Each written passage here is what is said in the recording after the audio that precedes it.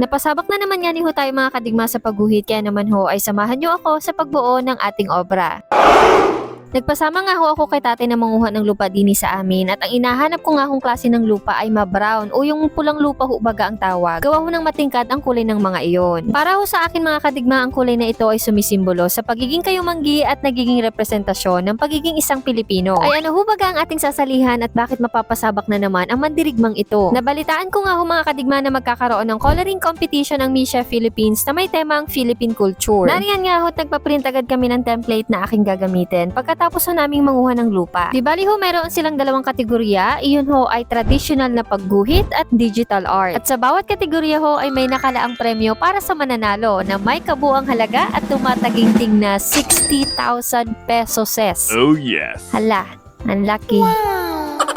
Nakapag-start na nga niho ako din mga kadigma sa pagli-layout at pag-sketch ng ating mga ipipinta. At kung gusto nyo hong sumali ay hindi nyo na ho kailangang bumili ng any product ng Misha para makasali sa patimpalak na ito. Basta ho ay residente kayo ng Republika ng Pilipinas, anuman ho ang inyong edad ay pasok na pasok ho kayo sa banga.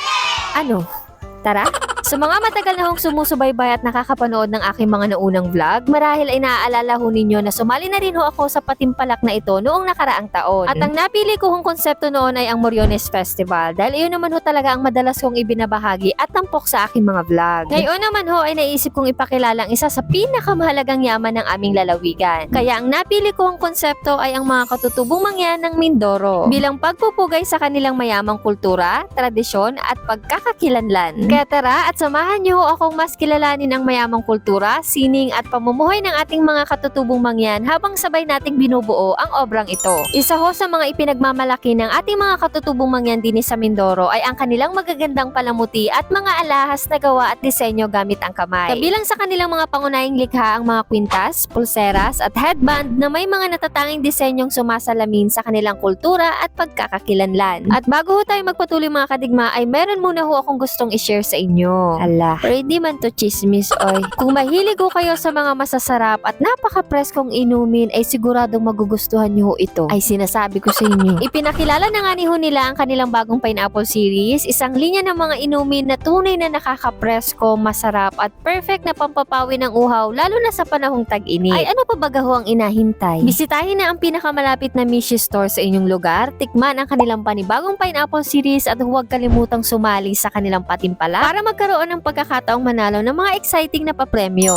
Dini nga ho mga kadigma ay nagsimula na ho ako sa pagpipintura gamit ang lupang ating kinuha. Kinaluan ko lang ho ito ng tubig at saka sinala ng mabuti hanggang sa makuha ko ang tamang texture na gusto ko. Ang aking ipininta dini mga kadigma ay ang surat mangyan. Ito ho ang unang sistema ng pagsusulat ng ating mga katutubong mangyan, partikular na ho ang mga hanunoo at buhid dini sa aming lalawigan. Isa ho ito sa iilang katutubong titik sa Pilipinas na buhay at ginagamit pa rin hanggang sa kasulukuyan. Kaya naman ho naway patuloy natin itong mapangalagaan at maipasa pa sa mga susunod na henerasyon.